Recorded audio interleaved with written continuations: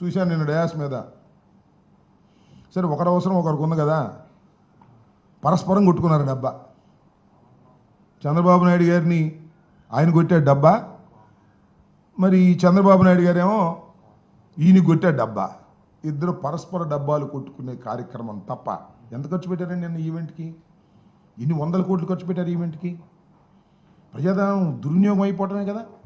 అది స్వామి చెప్పినట్టు మళ్ళీనా ఏంది మళ్ళీ ఒకసారి చేశారుగా, అద్భుతంగా చేశారు ఒకసారి. చంద్రబాబు నాయుడు గారు ఏమన్నారండి? చంద్రబాబు నాయుడు గారికి గిట్టకపోతే ఏమంటాడో అసలు అర్థమే కాదు. మోడీ గారు మట్టిను నీరు తీసుకొచ్చి మా మొహాన్ని కొట్టాడు అన్నాడు, అనలేదా? పవన్ కళ్యాణ్ గారు ఏమన్నారు? పాసిపోయిన లడ్డూలు ఇచ్చారని మోడీ గారు అన్నాడు. మీకు ఇష్టం లేకపోతేనేమో ఇష్టం వచ్చినట్టు మాట్లాడతారు, మీకు అవసరం ఉంటే మాత్రం ఒకరి భుజాన ఒకరు ఎక్కి ఒకరినొకరు పొగుడు కార్యక్రమం చేసుకుని మాకేం అభ్యంతరం లేదు, మీరు ఇష్టం వచ్చినట్టు పొగుడుకోండి. కానీ మా బాధ అంతా ఏమిటయ్యా అంటే, అసాధ్యం కానటువంటి అమరావతిని సాధ్యమని చెప్పి అప్పులు తీసుకొచ్చి ఈ రాష్ట్రాన్ని నట్టేట ముంచేటటువంటి కార్యక్రమం చంద్రబాబు నాయుడు గారు చేస్తున్నారు. ఇది అధర్మం.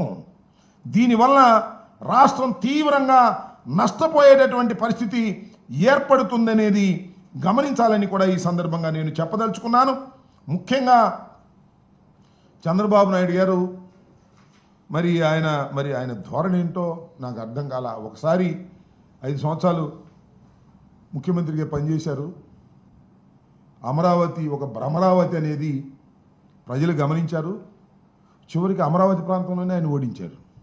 అయినా ఆయనకి బుద్ధి రాలా, ఆత్మవిమర్శ చేసుకోవాలా, ఇంకా పెద్దది కావాలనేటువంటి తాపత్రయంతో ఆయన చేస్తున్నటువంటి కార్యక్రమం చాలా అన్యాయమైనటువంటి కార్యక్రమం. దీన్ని ప్రజలు అర్థం చేసుకోవాలనేది మా బాధ తప్ప మేమేదో అమరావతి అద్భుతంగా జరుగుతుంటే మా కడుపు మండి మేమేదో చేస్తున్నాం అనేది కాదు. అమరావతి అనేది ఈ రాష్ట్రం ఒక అద్భుతమైన నగరాన్ని తీర్చిదిద్దటానికి కావలసినటువంటి ఫండ్స్ లేవు.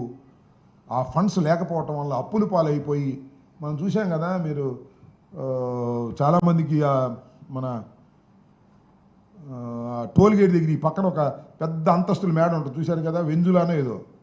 పాప ఆయన ఇట్టా కట్టి అప్పులు పాలైపోయాడు.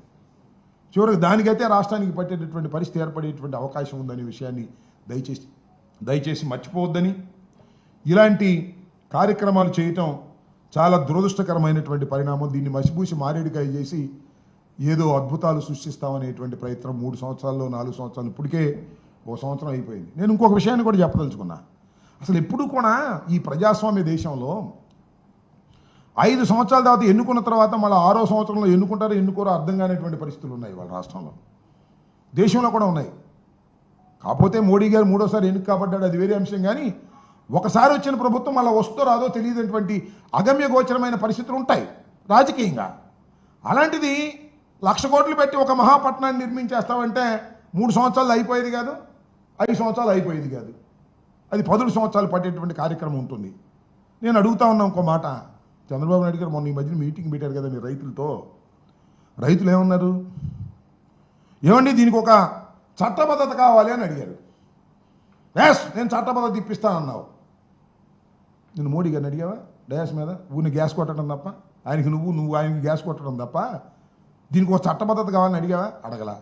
ఓకే, అప్పు సంగ సరే. ఏమండి మోడీ గారు, భారత ప్రధాని గారు, మీరు మా రాష్ట్రం వచ్చారు, మా అమరావతిని పునఃప్రారంభించారు, మా గ్రాంట్ ఇవ్వండి ఒక 25,000 కోట్లని అడిగారా? అది అడగలా. రైతుల్ని నట్టేట ముంచేటటువంటి కార్యక్రమం ఇవాళ చంద్రబాబు నాయుడు గారు చేస్తున్నారు. ఈ 33,000 ఎకరాలు ఇచ్చినటువంటి రైతులు మళ్ళా 45,000 ఎకరాలు మళ్ళా నువ్వు సేకరిస్తే కొనేవాడేవాడు?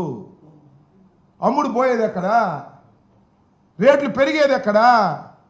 ఒక అంతులేని కథలాగా అమరావతి ముందుకు సాగటం తప్ప అమరావతి అభివృద్ధి చేసేటటువంటి పరిస్థితి లేదు. ఆ ఆర్థిక స్తోమత లేదు. వచ్చిన అప్పులు కూడా మీరు ట్రాన్స్పరెంట్గా ఖర్చు పెట్టకోకుండా అవినీతి పరంగా ఖర్చు పెట్టేటటువంటి కార్యక్రమంలోకి మీరు వెళ్ళిపోతున్నారు. అనేక రకాలైనటువంటి కార్యక్రమాలు మీరు చేస్తున్నారు. ఇది దుర్మార్గమైనటువంటి కార్యక్రమం. దీని మీద మేమేదో అమరావతికి వ్యతిరేకమని అసలు నేను ఎదుగుతానండి. అమరావతి జగన్మోహన్ రెడ్డి గారు ఉన్నప్పుడు అమరావతిని డెవలప్ చేయాలని ప్రయత్నం చేస్తే కోర్టులకి వెళ్ళి ఎన్ని స్టేలు తీసుకొచ్చారండి గుట్లుగా. కోర్స్ మాది 3 రాజధానులు అనుకున్నా కూడా అమరావతిని అభివృద్ధి చేయాలనేటువంటి మా సంకల్పంతో మాకున్నంతకి ఫైనాన్షియల్గా ఉన్నంత వరకు చేయాలని అనుకుంటే ఎన్ని స్టేలు తీసుకొచ్చారు మీరు? ఒక పైసా ఖర్చు పెట్టని ఇచ్చారా? అంటే మీరు చేయాలి లేకపోతే ఎవడు చేయకూడదు అనేటువంటి పద్ధతుల్లో మీరు వ్యవహారం చేశారు. అన్నీ తాత్కాలికమే.